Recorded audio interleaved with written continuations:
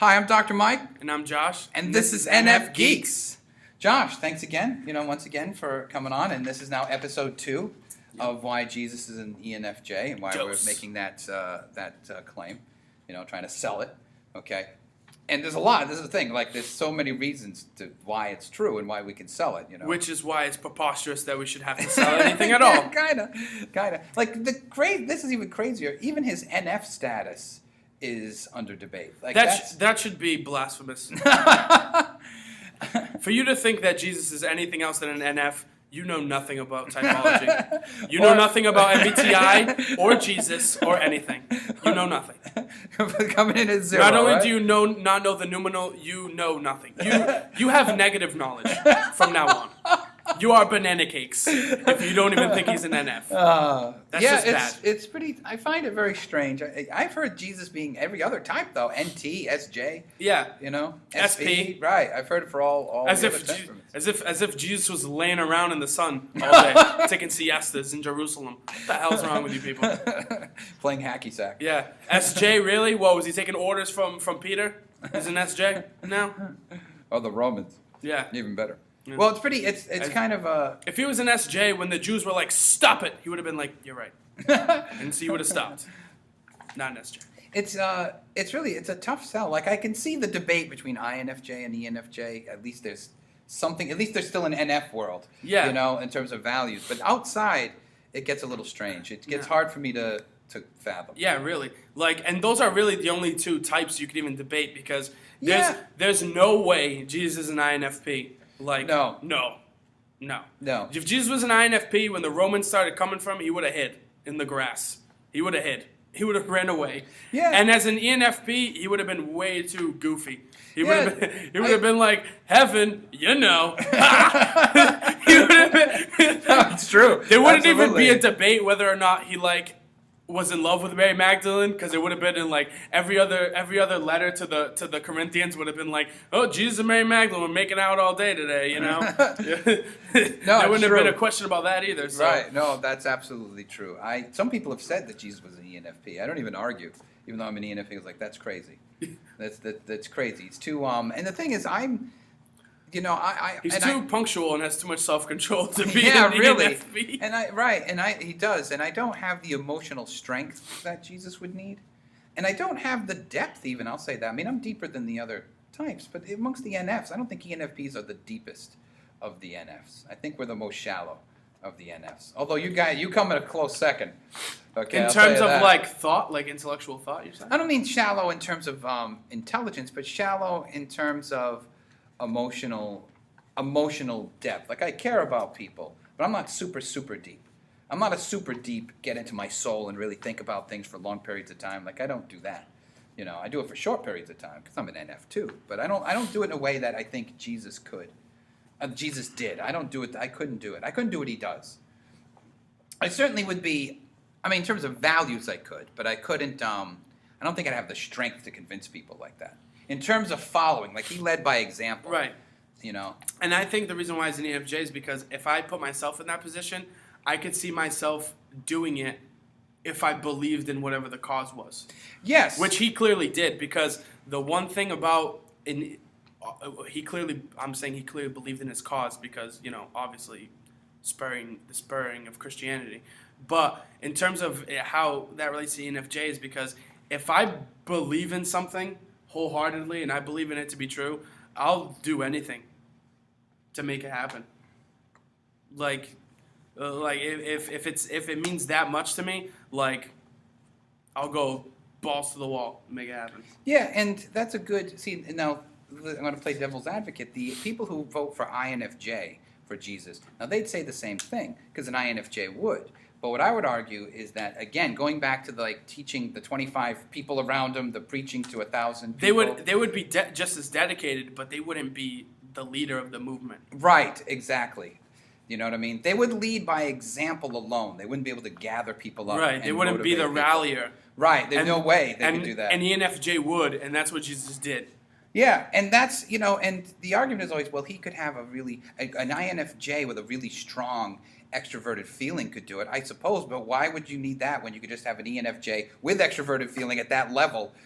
You know what I mean? Like, it would be an ENFJ. And an ENFJ is always going to have a superior level of extroversion.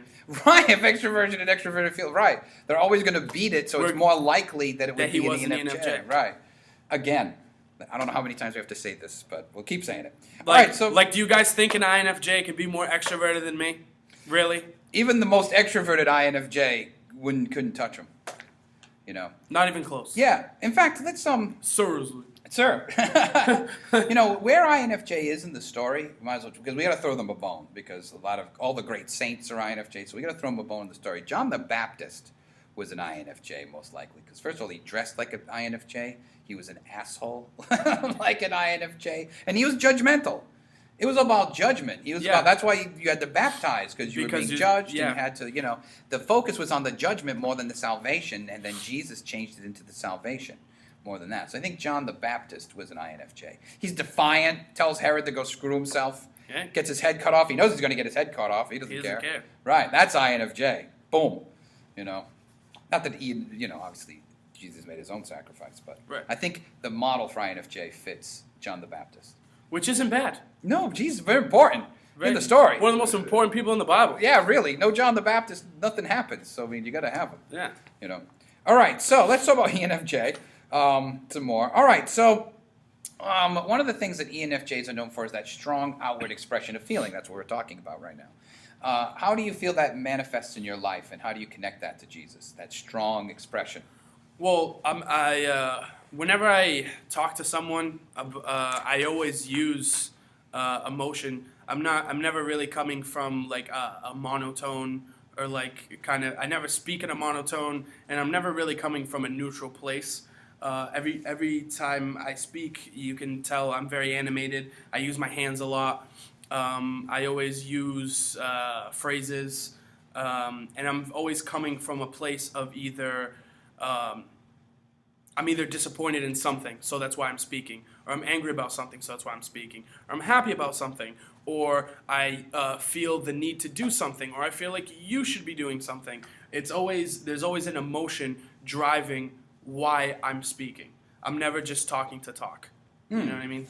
Right. It's never small talk. There's always an important. Yeah. There's always a point. Sure. Some driving my conversation. And now you could see that in Jesus in terms of this. He doesn't. There's no small talk. Jesus has no small talk. Everything has a very specific point. There's all big things. Yeah, it's all big things. It's never, you can't just be bullshitting with him at the well. Yeah. Talking about goats. He's not there. He'll be at the well, be very nice, but it's all very important, it seems. Right. So a couple of other things that are important to ENFJ or the ENFJs too, in terms of that expression of emotion, is being compassionate and devoted. How does that connect with you? I think, speaking as an ENFJ, we are the devotion's big. We're very loyal. When we have friends or people or loved ones or whatever, people that we have a lot of trust in, that we have bonds with, we're very loyal to those people. Sometimes to a fault, but it is what it is. That's a very big characteristic that we have. So we're huge on being loyal, and what was the other one you said? I'm sorry. Compassionate. Compassion. Yeah. And as far as compassion is concerned, again, we're not. I wouldn't say, or at least from my point of view, I'm not compassionate towards everything, but the things that I do feel like need my compassion, or things that or people that need my compassion, or things that stir up emotion in me, get my compassion and a huge amount of it. Would you say that when you say compassion, you mean, could you say that Caring, right? Taking care of someone, empathizing with someone, things like that. Okay. All right, I could see that. And we could, I guess, I mean, it's kind of a no-brainer. Jesus is compassion. I mean, that's what they talk about. I mean, every sort of, Right. Theological thing ever written about Jesus is about compassion somewhere. So that makes sense. Another thing that's connected to ENFJs is having sort of a greater view. Oh, go ahead. But going back to that, like the thing I said, as far as people, I don't feel compassion for everything, but I feel compassion for people that may need my compassion. And that's kind of like, it relates because, Jesus doesn't perform miracles for everyone. That's he right. only performs miracles for the most sick, the Right. most in need. That's and right. He judges whom that is. And he does that through the compassion. The Right. compassion is done through that. Right. He's not terribly compassionate when he's flipping over the tables in the temple. It's not feeling, those market people, they had to make a living. They had to make a living, but he's like, you're not doing it this way. Flipping tables, not my dad's house. Nuh-uh. And that's another thing is, could you guys really see an INFP or an INFJ doing something like that? Or any of the types. I mean, going up to, and think of how angry you have to be to flip over a table and the emotion that comes out of that, That's something that's very ENFJ, very dramatic, very, okay, this is pissing me off, this needs to stop now, what can I do to end this? I'm going to go over and literally shut it down, literally go over there and throw all their crap on the floor. Would you do that? I've done it. That's how I know it's Jesus and ENFJ. I'm going to tell a story really quick. One time I was in a class. This was back when I was in high school. I went to like a vocational school, and we were doing our related. So we were taking notes. What does related mean? Related is related subject. It's short for related. It's basically like you're learning. There's times where you learn things about your trade and you're doing hands-off stuff, and then there's other times where you're learning information. Like I was in electrical, so when we did related, we would learn about circuitry, about wiring, troubleshooting, things like that, how to price things out. That's what related was. But we were just taking notes, and there was a kid who he had a really bad habit of biting his fingernails. I have that habit too, actually, but the thing that made his habit really shitty was that he would bite his fingernails and just spit them around everywhere. So one of his fingernails kind of went next to my feet, and this was when I had like a really big obsession with like sneakers. So I didn't want him getting the fingernail on my sneaker. And then on top of that, I'm kind of like, I wouldn't classify myself as a germaphobe, but obviously a fingernail being shot at you is a little disgusting. So I was like, yo, his name was Mike actually. So I was like, yo, Mike, can you not shoot it this way? Because you almost hit me, dude. And his next fingernail was like a centimeter away from my foot. So I was sitting in a desk, and he was sitting in a desk about less than 10 feet away from me. So I literally got up out of my chair, went over to his desk, and flipped him right over, and dropped the desk on top of him. A literal flip of the table. I literally flipped over his table. Yes. Now, I was channeling Jesus, manifested itself. Yes, and also though, it's the behavior that's important in the emotion, because someone's going to say, well, Jesus was in the temple and God, and you were just mad at a kid. Well, okay, Josh was like 16. Right. Really, did Josh have to go to Israel and see the marketplace? Like, the point is the behavior. The behavior. It was the thought Right. process. It was, This is enraging me. I've asked these people to stop. They're not stopping. I need to take physical action to Yeah, that's end right. this. You did tell them to stop first. Right. Right. I did have a peaceful solution. They didn't want it.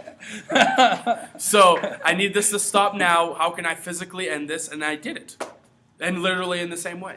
Wow, flipping tables. Oh, that's important to know. Would you flip a table? See, I wouldn't flip a table. I don't know what I do. Cry? I don't know what I do. But I wouldn't flip. I wouldn't occur to me to flip the table. I'd probably be passive aggressive and do it back. Probably would do that. Like, I'll show you. I'll chew my toenail. You know what I mean? It'll be just as gross. But I don't see myself. I don't know if I could do that. I don't know if I have it in me. All right. So that speaks to a certain level of compassion and feeling. That's for sure.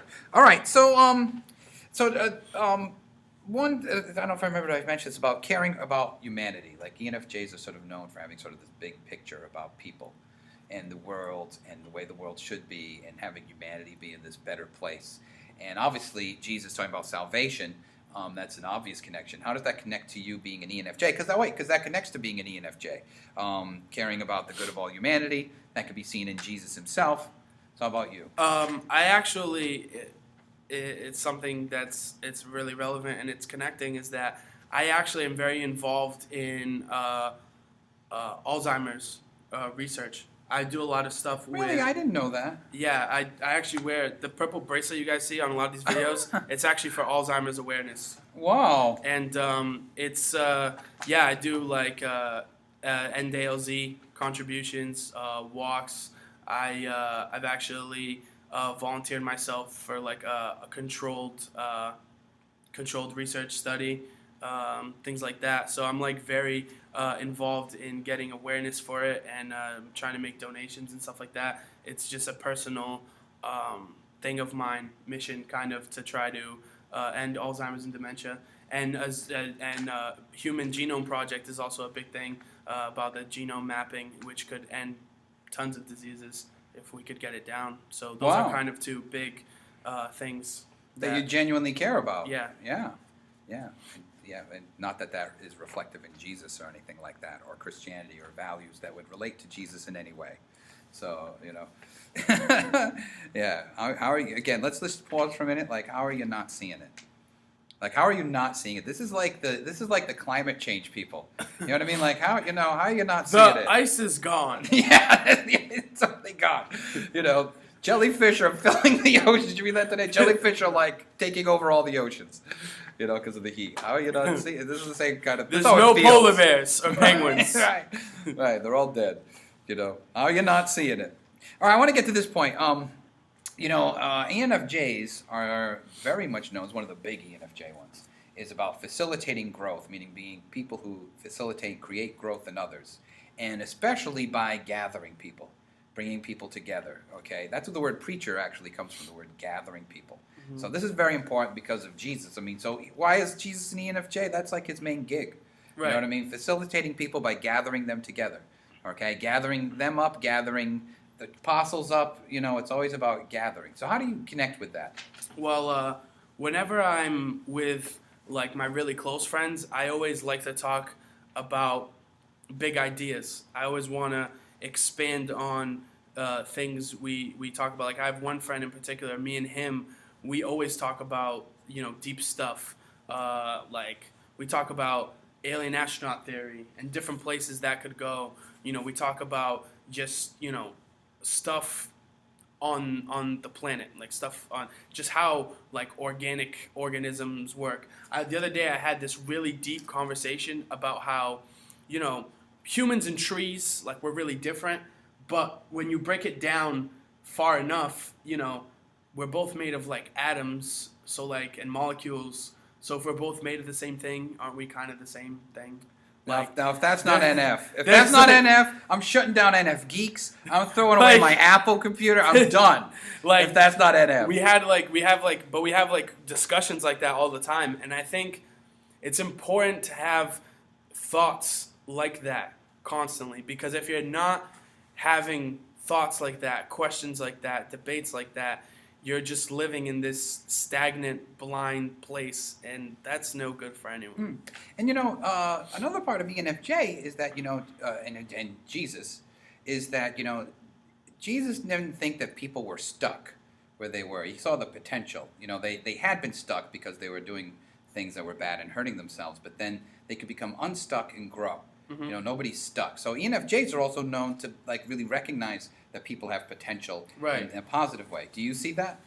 Yeah, I mean, I always think like when I look at certain people, I always think like, oh, they're wasting their time. Like they could always be doing something better, or it works the other way too. I recognize potential in people, but I also recognize when people they don't have it. Like when people are trying to overreach or something like that, I recognize that too. So I think we're really great evaluators of skill sets and how deep those skills are in people. See, and we can see that's also true of Jesus in terms of his reactions to people and helping people. Right.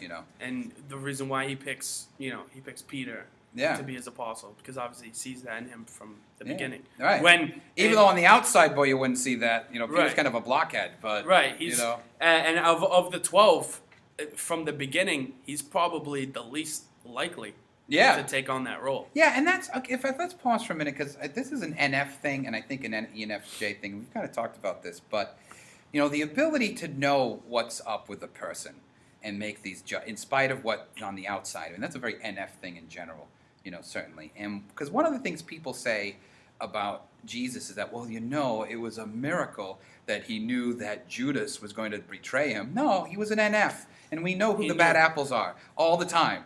Right? I mean, do you agree that gives them NF status alone? Right. Because we can always tell who are the. You just get those vibes. You know who you can trust, or who you can at least figure out. Who you can bother with to figure out if they're trustworthy. You know who's shady. You get those reads really easily. Absolutely. As an NF. This has happened on the forum, and you have done this literally on the forum. Is NFs sending me emails saying, hey, so-and-so's bad news, or even, you know what I mean, just right away, without even having to say, here's why, just so-and-so's bad news. And in my opinion, what do I write back? A lot of times you reply like, I know. I know. What do we do? I know. Yeah, I know. And then we're in this sort of bad news agreement about it. But we never have to think about it. NFs can do this.